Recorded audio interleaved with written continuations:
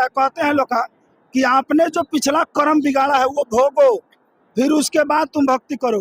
पैर में कांटा लगा हो और कह रहे हैं कि जूता पहन लो। कैसे जूता पहन लीजिए? पहले कांटा निकालो फिर जूता पहनेंगे ना। हमारे भाग में कष्ट है, लिखा है, मान रहे हैं, पाप है हमारा, भोग रहे हैं, बीमारी से मर रहे हैं, कलेजा सड़ा हुआ है, और बोल रहे हैं भक्ति करो। क्या भक्ति करेंगे जी?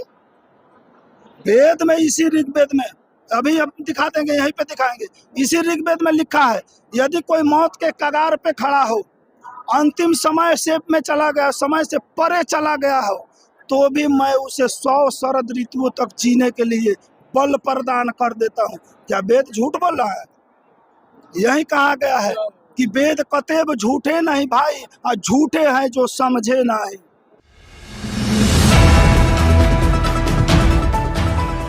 समय होता है। श्रीमान, आपका पहले हम नाम जानना चाहेंगे। मेरा नाम है गंगा प्रसाद शाह, सुगामुदकरी, कहाँ से रहने वाले? जिला धौलसा। सवाल आपसे है, सतगुरु किसे कहते हैं? सतगुरु का मतलब ये होता है जो हमेशा सत्संग में रहता है। उसका शक्ति है ना, ऊर्जा शक्ति, जो काम भोग जो होता है कामदेव, उसके जरिए संसार में नहीं जाता है।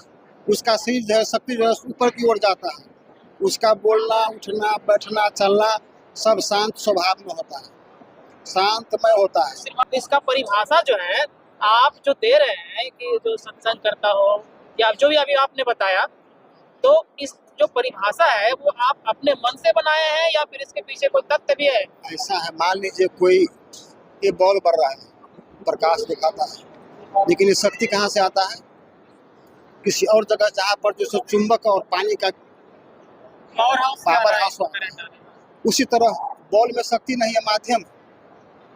हम जो बोल रहे हैं एक के शरीर माध्यम, बुलाने वाला कोई और है, और उसको जानना, परखना, अनुभव करना, जिसके गुरु का अनुकंपा होता है, जिसके सिर पर गुरु का हाथ होता है, वही जानता है। मेरा सवाल क्लियर नहीं हुआ, सतगुरु किसे कहेंगे? जैसे गुरु का वचन होता है ना, वचन की पक्का संकल्प, जो गुरु कह दिया उस वचन पर टिक रहना है। मर जाएंगे, मिट जाएंगे, लेकिन गुरु का वचन को नहीं छोड़ेंगे। सर, आपसे ये तीसरा बार पूछे और तीनों बार आपका परिभाषा सतगुरु का अलग अलग। सदगुरु का परिभाषा जो सत्संग, जो सतलोक का रास्ता दिखाता है, वही सतगुरु। जो सतगुरु का रास्ता दिखाता है कि नहीं ऐसा? सर, आप बताएंगे सतगुरु का परिभाषा क्या है? सतगुरु उसको कहते हैं जो आवागमन की डोर छोड़ावे, सत बचनो सत लेखावे, ये दुनिया की पाप भ्रम से दुविधा मिटावे, सत मार्ग का राह चलावे, इसको सतगुरु कहते हैं। कहते हैं कि जब तक मिले गुरु ना साचा, तब तक करो गुरु दस पाचा। कहते कि अपने मुख गुरु निंदा करही, अगलो जन्म सुगर सोधरही, रहे गुरु श्री चढ़ी चढ़ी ऊपर जाई, सुख सागर में रहे समाई, गुरु की नैया चढ़े जो प्राणी, खेई उतारे सतगुरु ज्ञानी, उसको सतगुरु कहते हैं। जिस सतगुरु की सीढ़ी से मोक्ष की ओर जाते हैं, ये अपने जो विधान जो है, ये परमात्मा का प्रोसीजर जो है, उसको पालना करते हुए भी हम आगे बढ़ते हैं। वो गुरु का विधान, वो गुरु का प्रोसीजर होता है। सर, मेरा सवाल था जी, कि सतगुरु की परिभाषा क्या है? हम सतगुरु किसे कहेंगे? सतगुरु का परिभाषा हम वही बता रहे हैं कि जो आवागमन की डोर छुड़ाते हुए, आवागमन की रास्ता से वो अपना पहचान क्या है? उसका पहचान है जो अंधकार के मिटा देता है और प्रकाश मिला देता है। गु से जो गु होता है वो अंधकार होता है, रू को जो अर्थ होता है वो प्रकाश होता है।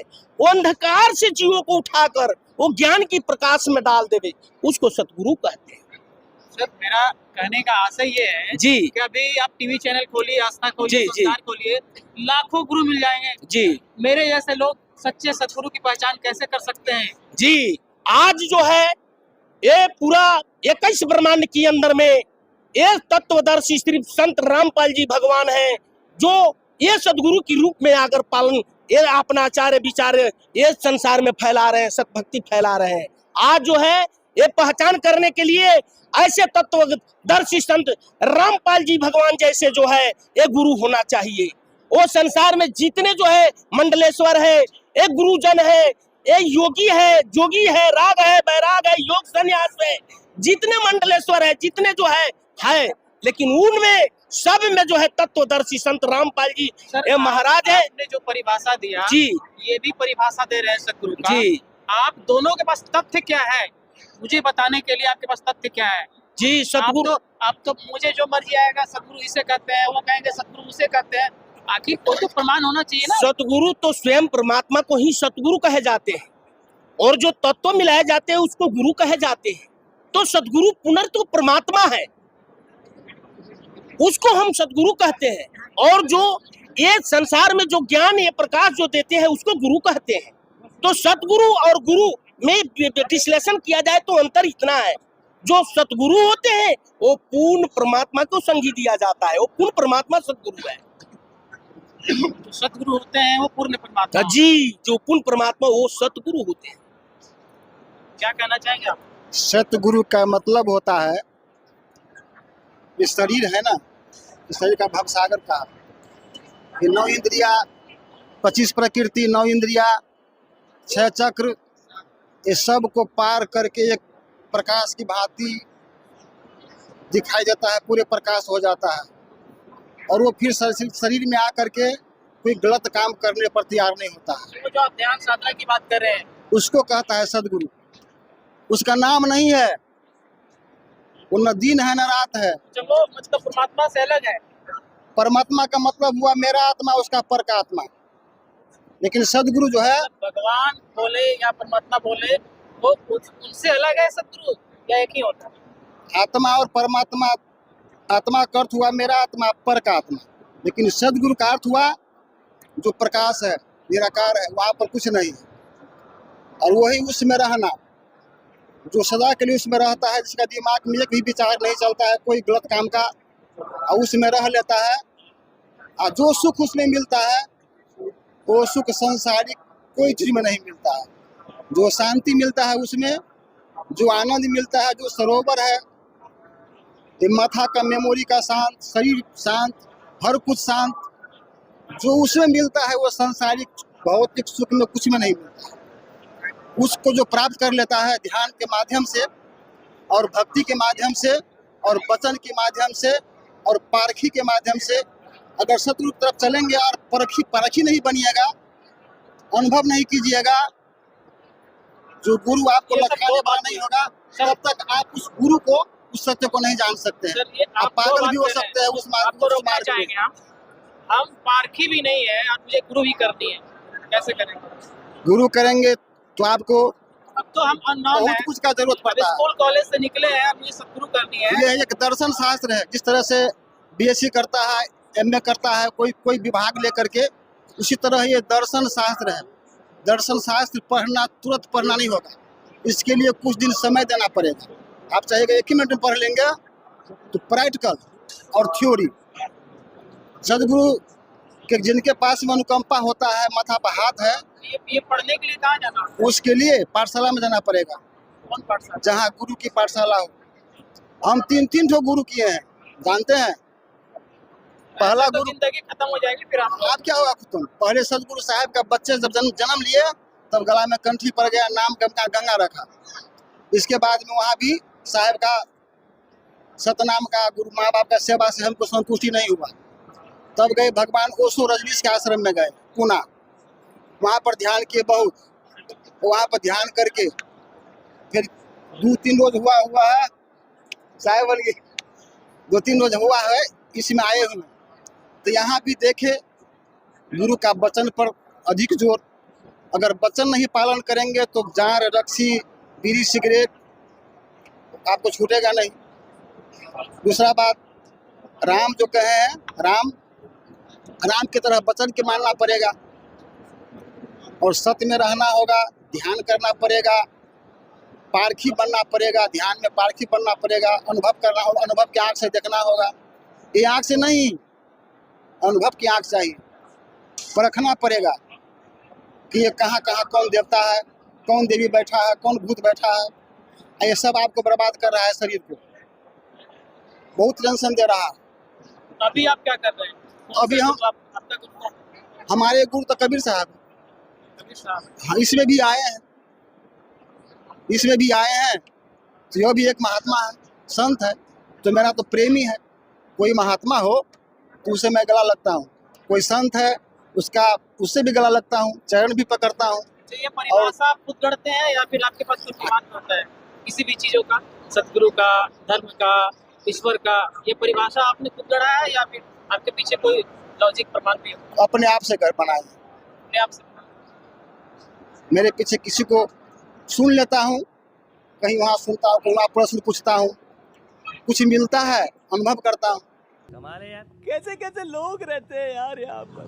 कि कहाँ तक सही है, कहाँ क्या तक कहना सही। चाहेंगे सर इस पे आप? जी ये जो कह रहे हैं जी। कि मैंने परिभाषा खुद गढ़ा है सदगुरु का, या फिर मुझे अपने अपने अनुभव के हिसाब से हम अपने आप के हिसाब से? जी, अनुभव अगर देखा जाए तो ये सरासर गलत होती है, क्योंकि हमारा अनुभव दूसरा होगा, उनका अनुभव दूसरा होगा, उनका अनुभव दूसरा होगा। अगर देखना है तो सभी ग्रंथ जो आज से नहीं आदि से है, जितना भी वेद शास्त्र कुरान बाइबल गुरु ग्रंथ है, अवल धर्मों का ग्रंथ है, वो सत्य है। अगर उससे मेल खा करके अगर आपका अनुभव चल रहा है, उसे दिखा रहे हैं प्रमाण कि ये प्रमाण है, तब तो सही है, नहीं तो आपका अनुभव सरासर गलत है, इसमें कोई दो राय तो सर आपसे एक सवाल होगा, गॉड जिसे बोलते हैं, गॉड, भगवान, ईश्वर, कितना गॉड है? गॉड दो नहीं होते हैं, तीन नहीं होते हैं। एक है। जब गॉड होते हैं एक भी नहीं होते, दो भी नहीं होते, उसका गिनती नहीं होता है गॉड का। जब निराकार में मिल जाता है ये जो तो वहाँ पर कोई एक दो गिनती में गॉड नहीं आता है। शक्तियाँ हैं, फिर कितनी शक्ति, कितनी गिनती नहीं करेंगे उसको। उसको गिनती नहीं कर सकते। मान लिया वेद में जो है ना, वेद को भी पढ़िए, वेद में भी भेद है। किसी के घर में चोर ढुकता है तो कहता है कुत्ता ढुका है। अपना अपना मजहब में, अपना अपना धर्म में कुछ गलती बात छुपाता है, सही बात को और उसको सही बना करके दूसरों को दिखाता है। इसलिए जो पारखी है ना, परखता है ये क्या सही बोलता है, क्या गलती बोलता है, उस पर सोचता है, विचारता है, अनुभव करता है, तब निकालता है। गंथन मंथन, जिस तरह समुद्र को मंथन करता है, उसी तरह शरीर में सबको मंथन करके जग, इस शरीर में ध्यान का मतलब होता है जग। जितने गंदगी सबको छोड़ करके और सुरता को, ध्यान को उसमें लगा देंगे, तब वास्तविक जग होगा। लेकिन लोग दूसरा रंग का जो करता है। आपने कहा कि हमारे गुरु कबीर साहब, सही बोल रहे हैं आप, कबीर साहब ध्यान साधना को बताते थे। क्या कबीर साहब क्या ध्यान ध्यान साधना को बताते थे कि ध्यान करना चाहिए। ध्यान नहीं करेंगे तो ये 6 चक्र है ना, ये 6 चक्र को पार नहीं कर सकते हैं। ये चक्र में, 6 चक्र में विष्णु है,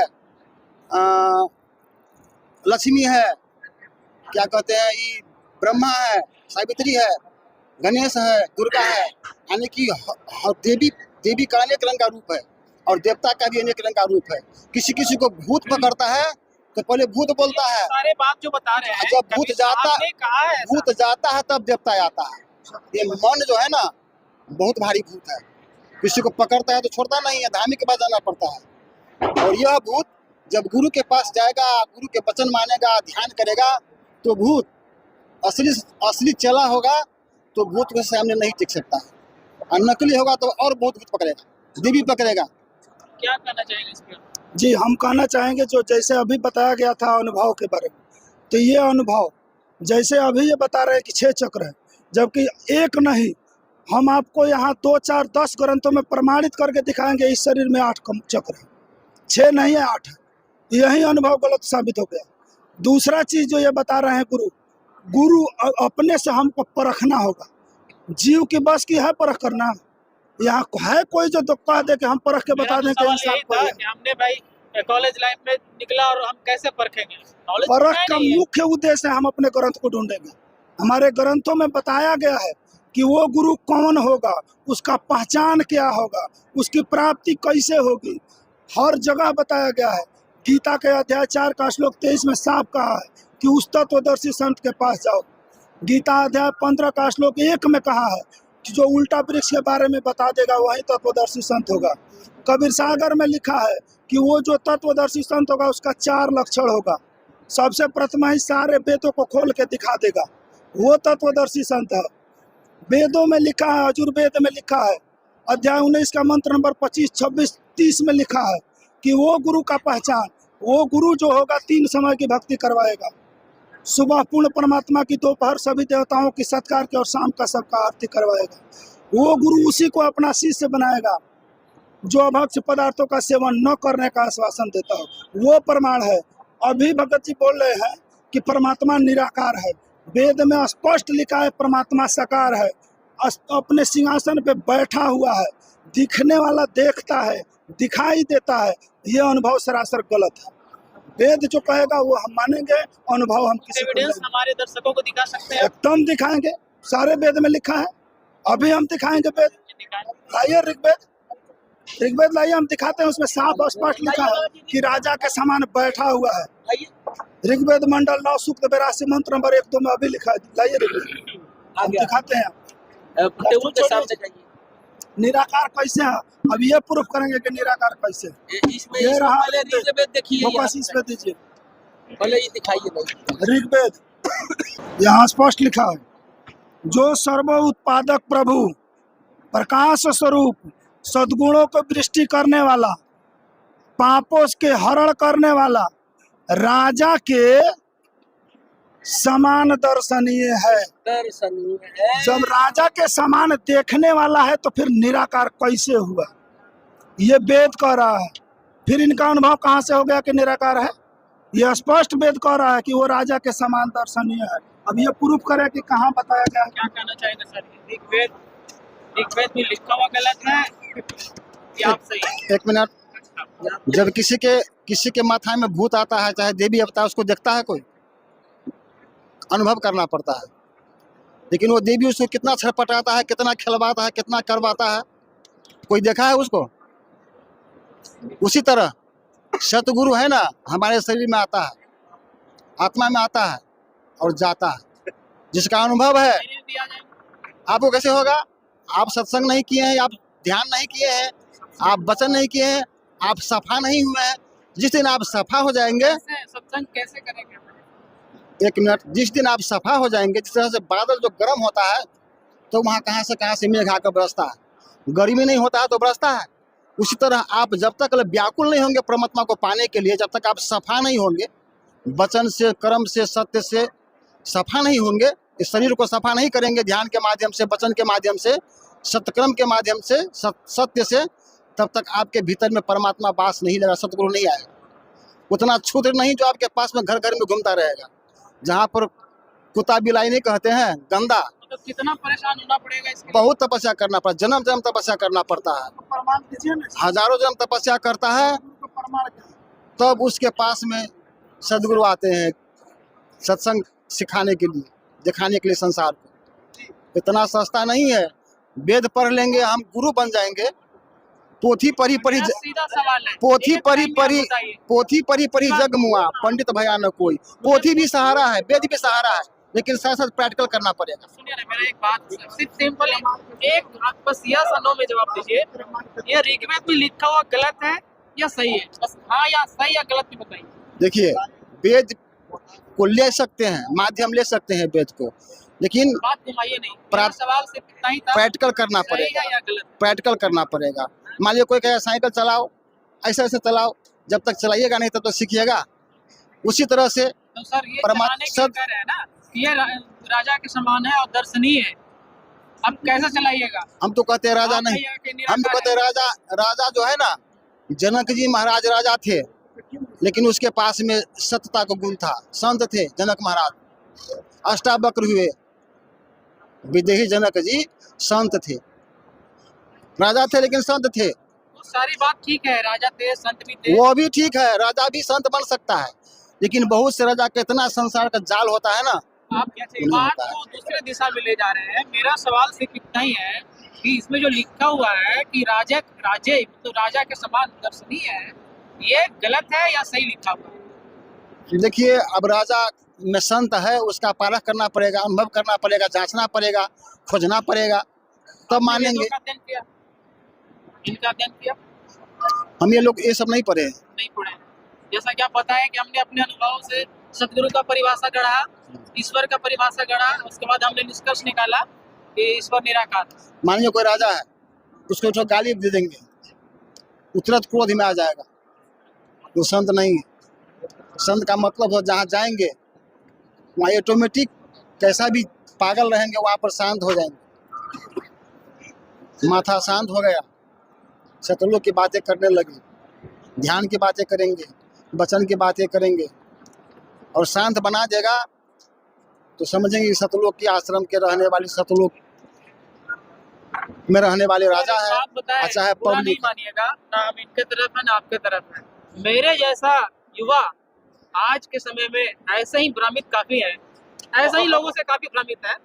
और रोज अगर नया नया अनुभव होगा, ये भाई साहब का अनुभव होगा कल के दिन कि जो भगवान है या सतगुरु है वो अपाचे बाइक पे आते हैं, मोटरसाइकिल पे आते हैं, इनको अनुभव होगा शायद किसी तरह से। आपको ऐसा मतलब लगनशील में या कुछ करते रहेंगे, अभ्यास करेंगे, कल के दिन ये अपना कहेंगे कि भगवान तो ऐसा होता है, कल के दिन वो कहेंगे भगवान ऐसा होता है। तो हमारे जैसा युवा माने तो क्या माने। संत भगवान मोटरसाइकिल भी चढ़ सकता है लेकिन उसका चढ़ना उसका चलाना कुछ और किस्म का होगा, वो होश में मेरा सवाल रहेगा। आप नहीं समझे। आप परिभाषा कुछ गढ़िएगा, भाई साहब कुछ कहेंगे, वो कुछ कहेंगे, ऐसे तो अभी लगता है लाखों की संख्या में है, लाखों से कम नहीं होंगे। आखिर मेरे जैसा युवा कैसे समझेंगे कि सही कौन है और गलत कौन है। आपको भ्रमित करने का अधिकार किसी को नहीं है। मैंने अपने चैनल के माध्यम से 2-3 वीडियो बनाया था और उसके बाद कुछ सवाल आया था, मैंने अपने यहाँ पे आकर के इनके फॉलोअर्स से मैंने डाउट क्लियर किया, सारे सवाल का इन्होंने जवाब दिया। मेरा कोशिश सिर्फ ये है, हम भी बचपन से कुरान शरीफ पढ़े हैं, बाइबल का अध्ययन किए, जितना जो हुआ बिना गुरु के करी, बिना गुरु के, ठीक है। इसके बाद हमने निष्कर्ष निकाला कि भाई अभी भी इसमें अध्ययन करना चाहिए, जानना चाहिए। और ये जिज्ञासा के कारण ही हमने यहाँ पे आने का प्रयास किया और आपसे भी सुनने का प्रयास कर रहे हैं। लेकिन आप अब कुछ करिएगा, वो कुछ करेंगे, तो ऐसे तो हम तो वैसा ही रह जाएंगे। अब संत का पहचान का बात कहते हैं कैसे होगी, तो वो तो आप पर निर्भर करता है, आप कैसे जानिएगा, कैसे पता लगाइएगा। सर मुझे एक आखिरी सवाल है आपसे दोनों से सवाल है कि मेरे जैसा युवा इस भ्रमित संसार से जो भ्रमित फैला हुआ है, आए दिन देख रहे हैं कि नए नए गुरु जी आते हैं, नए नए बाबा पैदा हो रहे हैं, ऐसे बाबाओं से कैसे हम पहचान कर पाएंगे कि सही क्या है गलत क्या है। जी जी, जैसे आज हम लोग अभी जितने भी हमारे धर्म गुरु हैं लोग, कोई अपना मंत्र ये करो, कोई वो करो, कोई वो करो। आज से कुछ दिन पहले ऐसे न्यूज़ पे एक वीडियो भी डाला गया था कि कोई अपना अपना मंत्र बना रहे हैं। अगर कल को कोई आए और ये कहे कि ओम अमेरिकाए नमः, ये जाप करो इससे मुक्ति हो जाएगी, तो ये मानने योग्य नहीं है। इन सभी के लिए अगर हमको जानना है, मानना है, तो हमारे जितने भी धर्म है, ऑल धर्म का ऑल ग्रंथ, उन ग्रंथों में देखना होगा, क्योंकि बगैर टीचर का हम सिलेबस नहीं पढ़ सकते हैं। तो वो टीचर, वो गुरु बताएगा, और जो प्रमाणित गुरु हो, जिसको वेद ग्रंथ बता रहा है, उसके अनुसार उस गुरु के पास जाएंगे। क्योंकि गुरु का बताया गया है कि गुरु के बारे में बिल्कुल बताया गया है कि जो सतगुरु होगा, सतगुरु के लक्षण कहूँ मधुरे बयान विनोद, 4 वेद 6 शास्त्र कहे 18 बोध। ऐसा नहीं है कि हम अपने अनुभव से किसी को गुरु बना लेंगे। वो गुरु का पहचान है कि यहाँ इस धरा पे जितनी धर्म है, अव्वल धर्म का अव्वल ग्रंथ, चाहे वो कुरान हो, गीता हो, बाइबल, गुरु ग्रंथ, जो भी धर्म है, उस धर्मों का सभी ग्रंथों का जो पूर्ण ज्ञाता होगा वही तत्वदर्शी संत है। और उसी संत के शरण में जा करके उस ग्रंथों के में ढूंढेंगे, उनके बताए अनुसार ढूंढ करके, और जो मंत्र हमें मिलेगा, जैसे गीता में बताया गया है कि ओम तत्सत इति निर्देश त्रिविधे ब्रह्मणे, ब्रह्म को पहचाने का 3 मंत्र है, और वो ब्रह्म 3 है। गीता स्पष्ट कर रही है कि क्षर अक्षर परम अक्षर 3 ब्रह्म है। वेद कह रहा है कि वो परमात्मा साकार है, तीसरे मुक्ति धाम पे विराजमान है। अगर वो निराकार है तो फिर कहीं नहीं होगा। अभी वेद में क्लियर हम दिखा देंगे कि वो तीसरे मुक्ति धाम पे बैठा हुआ है, राजा के समान दर्शनीय दिखाए, ये भी दिखा देंगे कि वो तीसरे मुक्ति धाम पे बैठा हुआ है। अपना अनुभव जितने भी धर्म गुरु लाएंगे वो सरासर गलत है। आज सोशल मीडिया न्यूज पे संत रामपाल जी महाराज ने बोल दिया है कि सबको ऑनलाइन रखूंगा। या तो आपके पास अगर सच्चा ज्ञान है तो आकर शस्त्रार्थ करो, और नहीं तो हामी भरो कि हम गलत जगह पे जा रहे हैं। भक्ति करो एक परमात्मा की, एक परमात्मा की भक्ति करो और एक जगह सबको चलना है। जगत को भरमाने से कुछ होने वाला नहीं है, क्योंकि आज वो ज्ञान का खुला हो चुका है। आज तक सभी लोगों ने उलझा के रखा। नौमन सूत उलझिया ऋषि रहे झकमार, और सतगुरु ऐसे सुलझा दे फिर उलझे ना दूजी बार। आज सब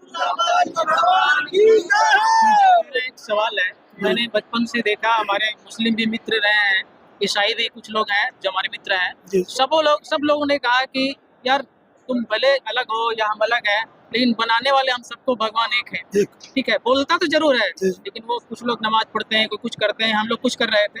ठीक है, सारे लोग कर रहे हैं, लेकिन बोलने का सब लोग बोलते हैं कि भगवान एक है एक। और सब अलग अलग रास्ते से चल रहे हैं। ठीक है, ये अलग अलग से रास्ते से चल रहे हैं, आखिर वो भगवान एक है कौन?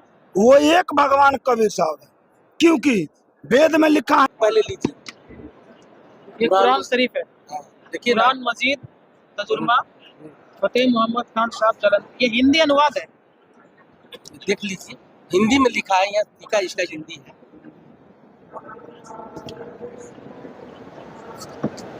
जी बताएं आप। जी देखिए,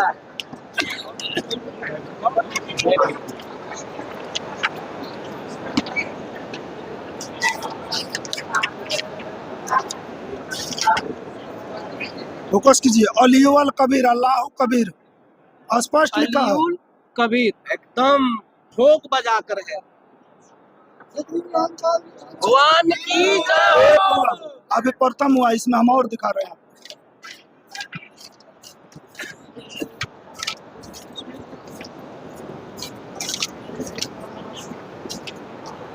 744।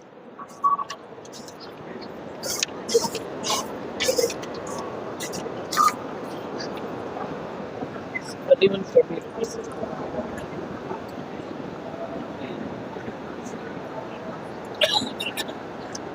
ठीक है, इसमें तो साफ लिखा हुआ है अलीउल कबीर। अलीउल कबीर, अल्लाह कबीर, वही अल्लाह कबीर है जिसको वेद ने कहा है कोई परमात्मा कबीर, बाइबल ने कहा है कबीर 90 मैन, कबीर परमात्मा, कबीर भगवान। अब ये रहा बाइबल। अब इसमें और जगह आप दिखा सकते हैं। ठीक है, अगर आपको देखना है उतना तो कोई उतना जगह हुआ, ठीक ये है। पहले लीजिए। ये बाइबल होगा। बाइबल और जोड़ दीजिए, उसको और जोड़ दीजिए। दिखाई देता है आपको? जी हम देख रहे हैं, बिल्कुल देख रहे हैं। ठीक है, आगे दिखाएं आप।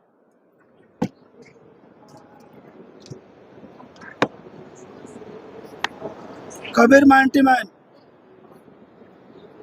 कबीर कबीर कबीरम, कबीरम mighty man. Kabir the 91।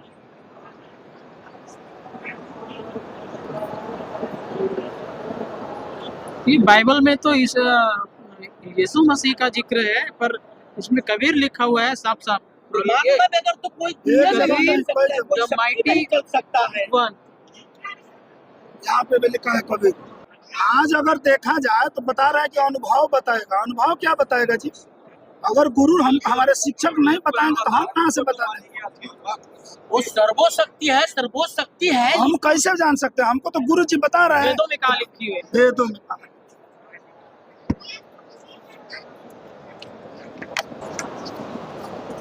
Kabir वेदस्य यहाँ लिखा है, एक जगह हुआ। इसको ये कबीर जहाँ भी लिखा है, इसको ये कवि किए हैं। कवि मतलब सर्वज्ञ, यानी सब कुछ जानने वाला, अर्थ में बनाए हैं। यहाँ है कवि लिख, वही होता है। एक जगह न बहुतों जगह मिलेगा। पुस्तक जिन्होंने अनुवाद किया है दयानंद सरस्वती, इन्हीं का पुस्तक है सत्यार्थ प्रकाश, उनको लाया जाए। उसमें क्लियर किए हैं कि कवि परमात्मा को कहा गया है। लाइए उसको लाइए। इसका अर्थ भी क्लियर किया गया है। यज्ञ करने वाले जजमानों के लिए परमात्मा सब रास्तों को सुगम करता हुआ, उनके विघ्नों को मर्दन करता हुआ और अपने रूप को सरल करता हुआ, आसान करता हुआ, वह कांतिमय परमात्मा फिर कवि। यहाँ कबीर है, यहाँ कवि कर दिए। यानी वो कबीर परमात्मा विद्युत के समान क्रीड़ा करता हुआ वरणीय पुरुष को प्राप्त होता है। सभी वेदों का जो है अनुवाद किया है दयानंद सरस्वती, और इन्हीं दयानंद सरस्वती का ये पुस्तक है सत्यार्थ प्रकाश। इसमें ये स्पष्ट कर रहे हैं कु शब्द इस धातु से कवि शब्द सिद्ध होता है। यह कहते शब्द आती सर्व विद्या सह कबीर ईश्वर, जो वेद द्वारा सब विद्याओं का उपदेष्टा है, यानी सारा विद्या वो देता है, इसलिए परमेश्वर का नाम कवि है।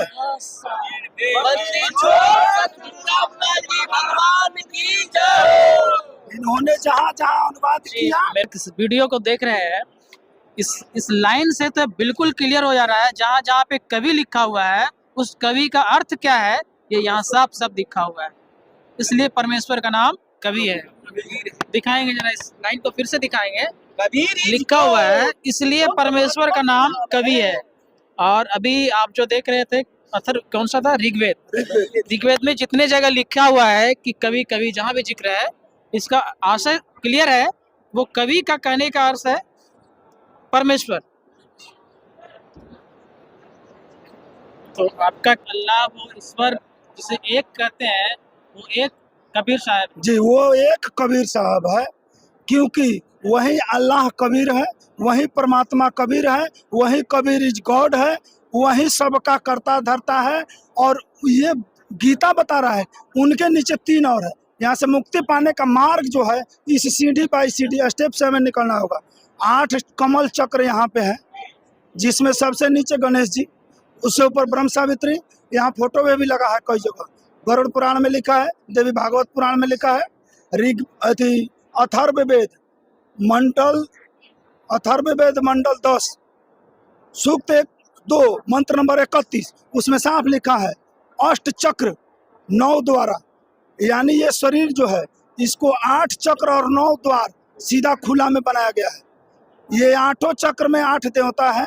यहाँ से धीरे धीरे स्टेप बाई स्टेप हम इनका कमी नहीं देते हुए, इनका खर्चा देते हुए यहाँ से पार करके जब निकलेंगे, तब उसके बाद अगले स्टेप में जो क्षर अक्षर परम अक्षर गीता में बताया गया है, गीता अध्याय 15 श्लोक नंबर 16-17 में स्पष्ट किया गया है कि क्षर पुरुष, अक्षर पुरुष और परम अक्षर पुरुष पूर्ण परमात्मा है। गीता अध्याय 17 का श्लोक 23 में स्पष्ट है कि ओम तत्सत, यानी क्षर अक्षर परम अक्षर, इन तीनों की भक्ति करके फिर हमें उस लोक जाना होगा जो गीता अध्याय 18 का श्लोक 62 में स्पष्ट किया है कि उस परमात्मा के शरण में जाओ, जहाँ जाने के बाद सनातन यानी सच्चा स्थान जो है उस स्थान को प्राप्त करोगे। वहीं जाने के लिए हमें भक्ति करनी होगी। और वो भक्ति जब हम करेंगे, करते हुए आज के धर्मगुरु ये भी कर रहे हैं, इनका अनुभव, जैसे भगत जी का अनुभव भी बता रहे हैं, अनुभव है। अनुभव में ये आता है, जैसे अभी बार बार देखा जा रहा है, कहते हैं लोग कि आपने जो पिछला कर्म बिगाड़ा है वो भोगो, फिर उसके बाद तुम भक्ति करो। पैर में कांटा लगा हो और कह रहे हैं कि जूता पहन लो। कैसे जूता पहन ले जी? पहले कांटा निकालो फिर जूता पहनेंगे ना। हमारे भाग में कष्ट है, लिखा है, मान रहे हैं, पाप है हमारा, भोग रहे हैं, बीमारी से मर रहे हैं, कलेजा सड़ा हुआ है, और बोल रहे हैं भक्ति कर। क्या भक्ति करेंगे जी?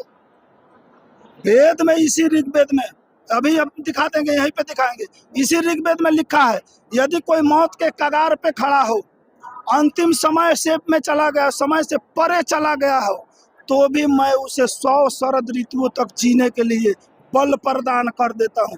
क्या वेद झूठ बोल रहा है? यही कहा गया है कि वेद कतेब झूठे नहीं भाई, और झूठे हैं जो समझे नहीं। बगैर समझे इधर उधर अपना अनुभव लगा करके, और सारे जितने देखा जा रहा है आज के हिंदुओं को बर्बाद करने में, ईसाई धर्म में ले जाने, आज के जितने भी तथाकथित गुरु है, इन्हीं का रोल है। इन्हीं के चलते ये मनुष्य क्या समझता है, मनुष्य मान रहा है कि हम परमात्मा की भक्ति करेंगे तो हमें लाभ मिलेगी, हमारा कैंसर समाप्त होगा, हमारा एड्स समाप्त होगा, जितना भी बीमारी है समाप्त होगा। अंदर तो है, लेकिन जिन गुरु के पास जा रहा है वो कह रहा है कि हमारे यहाँ कुछ नहीं है, डॉक्टर के पास जाओ। कहा डॉक्टर के पास जाएंगे जी? वेद कह रहा है कि कितना भी बड़ा कैसा भी बीमारी होगा खत्म समाप्त होगा। आज वही संत रामपाल जी महाराज कह रहे हैं कि आप हमारे बताए अनुसार हमारे मार्ग पे चलो, कैंसर का बाप भी ठीक होगा। भगवान कहने कौन है जी? भगवान कैसे बोलते हैं? इधर वेद कह रहा है, उधर संत रामपाल जी महाराज कह रहे हैं।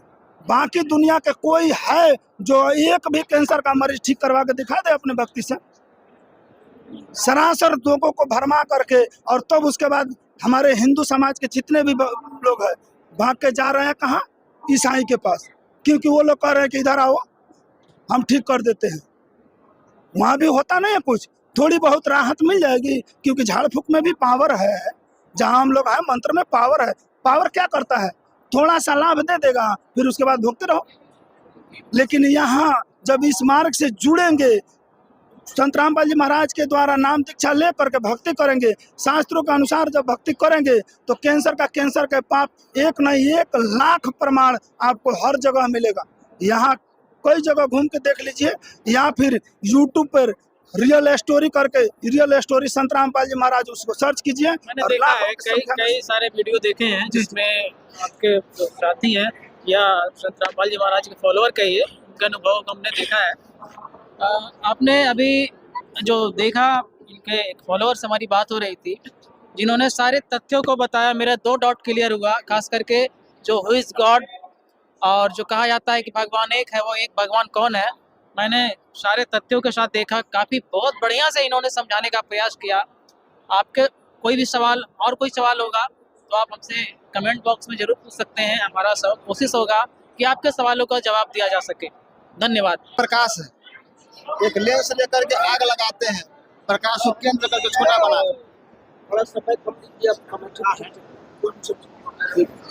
लेंस को छोटा करके आग लगा देते हैं शीशा लेकर के, लेकिन वही जब बड़ा होता है तो आग नहीं लगता। सर मैं आपको एक बात कहना चाहूँगा, समय काफ़ी उस चीज को आप कैसे कहिएगा? अनुभव, अब बात से मैं शब्द से मैं कैसे बताऊंगा कि परमात्मा सदगुरु कैसा है?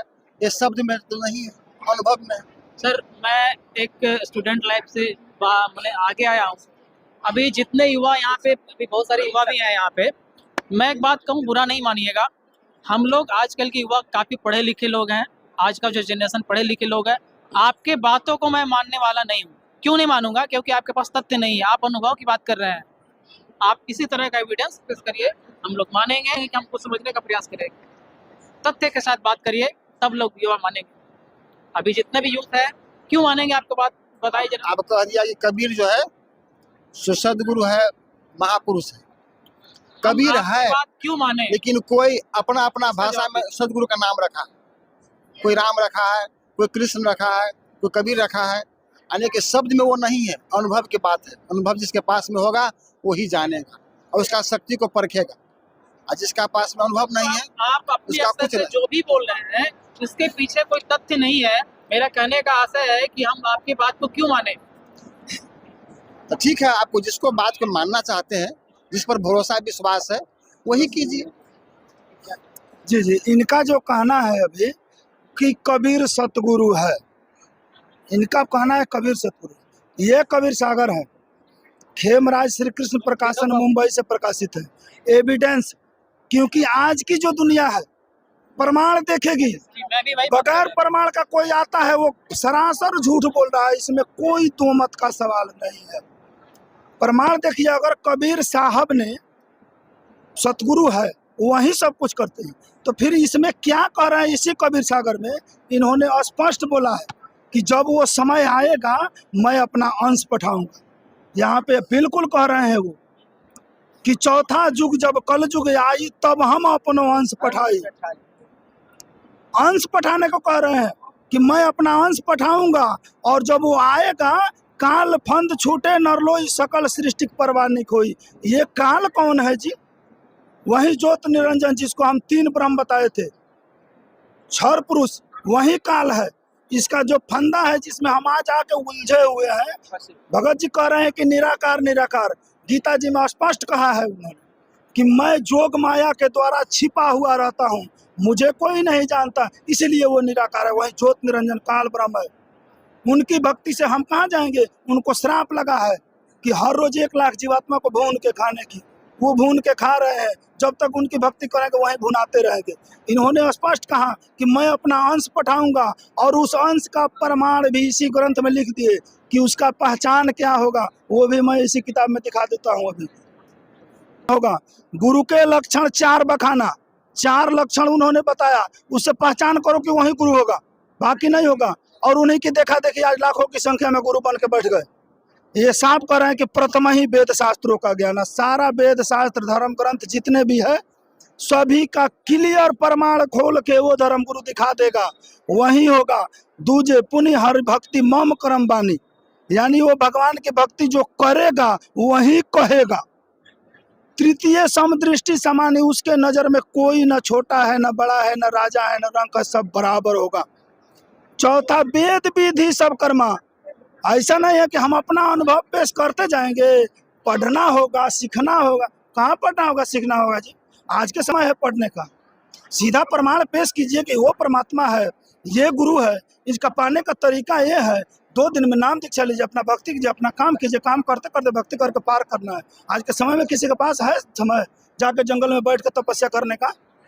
उसको भी सरासर गलत। वही कह रहे हैं कि चौथा वेद विधि सब कर्म, ये जो हरि भक्ति मन कर्म बानी जो वो करेगा कहेगा, उसका वेदों में भी वर्णित होना चाहिए कि वो क्या मंत्र जप रहा है, कैसे विधि करवा रहा है, किस तरह से क्या कर रहा है, उसका वर्णित हर जगह वेदों ग्रंथों में प्रमाणित होना चाहिए। आज इस जो संत रामपाल जी महाराज के द्वारा मंत्र मिल रहा है, वही मंत्र इससे पहले भी हम बताएं, गरुड़ पुराण में लिखा है कि यहाँ पे 8 कमल चक्र है।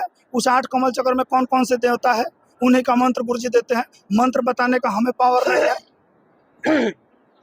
देवी भागवत पुराण में लिखा है कि इसके अंदर 8 कमल चक्र है, उसी कमल चक्र का मंत्र संत रामपाल जी महाराज देते हैं। वेद में लिखा है कि सुबह पूर्ण परमात्मा की भक्ति करवाते हैं, वो नित्य नियम होता है हम लोग का। दोपहर सभी देवताओं के सत्कार के लिए रामायणी होता है। अभी थोड़ा देर पहले लाइव चलते हुए आरती हुआ है सभी देवताओं की। वो प्रमाण है कि ये जो है ये सिर्फ संत रामपाल जी महाराज ही है, बाकी कोई जितने भी है सब नकली है। स्पष्ट सवाल है। इसीलिए तो आज पूरे सोशल मीडिया पे पूरा खुला चैलेंज दिया जा चुका है कि अगर है आपके पास तथ्य तो फिर आकर के गलत साबित कीजिए, और नहीं तो हामी भरिए, भक्ति कीजिए और सतलोक चले। यानी कि किताबी ज्ञान और प्रैक्टिकल ज्ञान, अनुभव ज्ञान, वेद से भी चलिए और अपना प्रैक्टिकल आने की ध्यान भी कीजिए और जीवन में उतारिए और अनुभव भी कीजिए सत्य क्या है, तभी सतलोक होगा। नहीं तो हम लोग हजारों जन्म चुके हैं, लेकिन हम सत्संग नहीं मिला है, सतलोक नहीं मिला है, सतगुरु नहीं मिला है। अब थोड़ा थोड़ा लगता है कि मुझे मिल गया। हाँ, इतना अब थोड़ा ही थोड़ा है, पूरे नहीं हुआ है। हम कहते हैं पाने के लिए खोजना पड़ता है। जो प्यासा है इंदा के पास जाता है। आपकी उम्र क्या होगी? क्या आपकी उम्र क्या होगी अभी? 55 साल। 55 साल में आपने अभी तक कहा कि हमने अनुभव से थोड़ा थोड़ा पा लिया, थोड़ा थोड़ा मात्रे पाए। तो लगता है कि अब मतलब कब पाएंगे, पूरा कब पाएंगे? अब वो तो जो है सो हमको अनुभव है ना, वो भी अनुभव है कि वो कब भी पाएंगे? हमको अपना अनुभव है, आपको कैसे बताएंगे? मुझे जानना ही भी नहीं है, जानना भी नहीं है आपको, आप जानना है तो प्रैक्टिकल करना पड़ेगा। है कि कब मिल जाएगा? हाँ, तो किताबी ज्ञान भी पढ़ना पड़ेगा, प्रैक्टिकल में भी आना पड़ेगा, थ्योरी और प्रैक्टिकल दोनों लेकर चलना पड़ेगा। खिचड़ी बनाने से काम नहीं चलेगा। आज की युवा जाग गई है और ऐसे भ्रमित करने वाले बातों में कोई नहीं आएगा। आज हम देख रहे हैं सतलोक आश्रम में, धनुषा में है भी हम है, यहाँ पे करीब 2 दिन से है।